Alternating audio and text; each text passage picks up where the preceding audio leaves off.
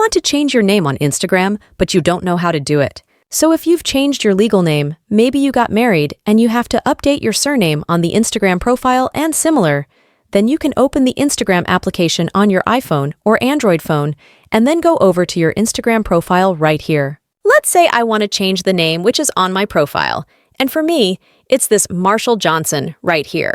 I can tap on this Edit Profile option, and you'll get to your profile editor. We can tap on the Name option right here, and you can simply delete your surname or your whole name and just change it to whatever you want.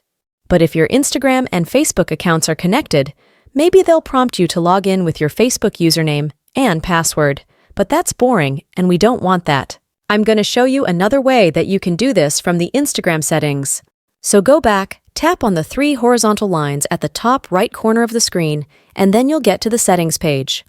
We will then open the Account Center option right here, and that's going to get me to this page. Since we want to change our Instagram name, we can click on the Profiles right here, and that's going to show me all of my Facebook and Instagram accounts which I have, and I just want to select this Marshall Johnson Instagram account because that's the account on which I want to change my name. Click here on the name and simply change it from here.